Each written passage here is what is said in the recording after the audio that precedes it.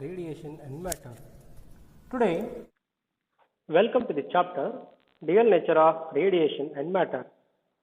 Students, in the fifth lecture, we are going to discuss the topics other forms of de Broglie wavelength and Heisenberg's uncertainty principle.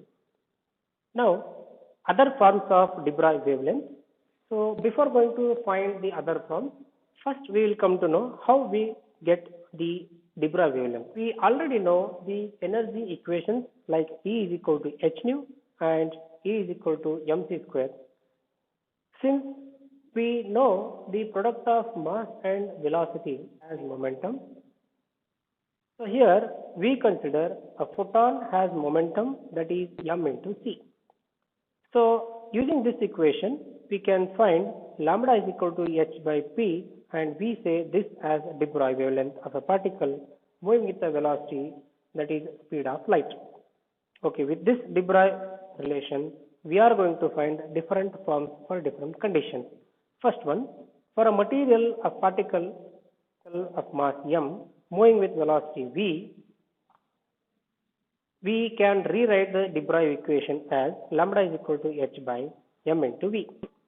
So take it as a second equation. So if a particle has kinetic energy k, and we already know the kinetic energy is 1 by 2 m into v square. So if I multiply and divide by mass, then I can rewrite this as, we will get it k is equal to m square v square divided by 2m. So we can replace m square v square as p square. So here, using this, we can say there is a relation between momentum and kinetic energy, that is p is equal to root of 2m into k. So this equation helps us to find de Broglie wavelength for a particle of kinetic energy k. So substituting in de Broglie wavelength, we will get it as lambda is equal to h divided by root of 2m into k. And we consider this as a fourth equation.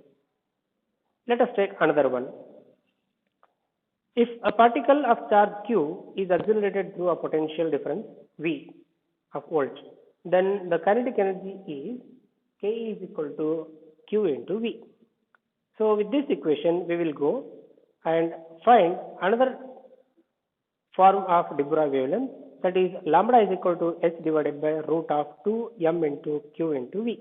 Just we have replaced this k by this q into v, and we get this root of under root of 2mqv in the denominator. So these are some different ways. Now when we have here mass, charge, potential difference v and h, in this case Planck's constant is fixed, but we can vary the mass and charge and potential. So even for one charge, if we say, then this q also will be constant. So only mass and potential will be varied. So now let us consider with charge q 1.6 into 10 to the power minus 19 coulomb, and mass of an electron is 9.1 into 10 to the power minus 31 kg, and the Planck's constant, that is 6.625 into 10 to the power minus 34 joules second. Using these all values in the sixth equation, we can rewrite the equation as lambda is equal to. Now students, I request you, please pause the video and calculate the entire result of this one, and you will get only in the denominator under root v. Okay. I hope you will pause and do it, but now I am giving you the result.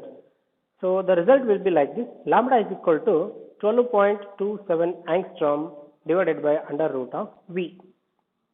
So this equation is the de Broglie wavelength associated with an electron, which is accelerated by a potential difference of v volts. So in the same way, even we can find, here we have taken the mass of electron, so even we can take for a neutron and some other particles also. So I hope you will do these calculations also, and you will find some other different forms for de Broglie wavelength also. Okay students, so we will continue with another concept, that is Heisenberg uncertainty principle. What actually this Heisenberg uncertainty principle says? Okay, this principle say about the position and momentum of a matter wave.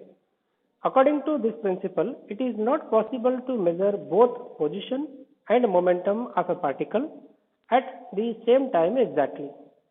It means there is always some uncertainty in the specification of position and some uncertainty in the specification of momentum. So what it is?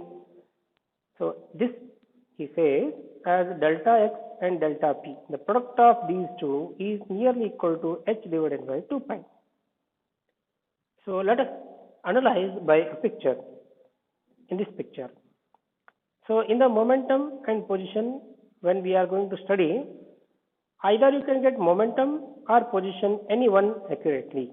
So both you cannot find accurately at the same time what he suggests.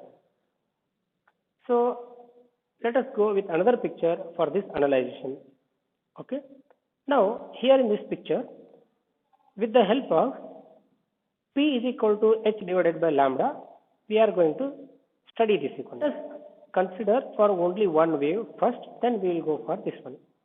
When we say here is a wave, I hope this wave you can see, but how the wavelength of this wave is?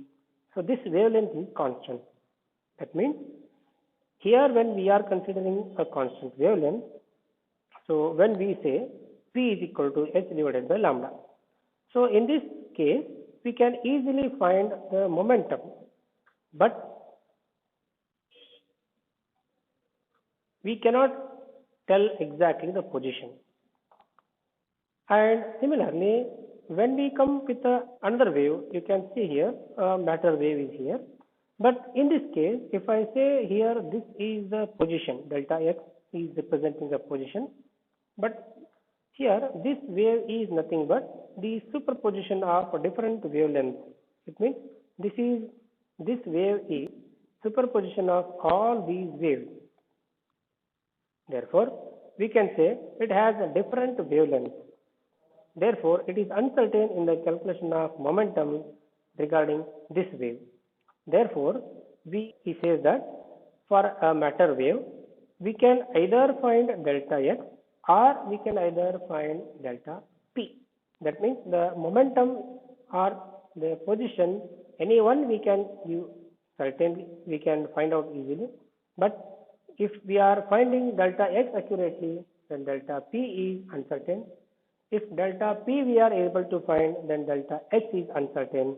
Okay. At the same time, it is not possible to find both position and momentum. This is what the Heisenberg uncertainty principle says. Thank you, students. We will study some more points in the next classes. Thank you.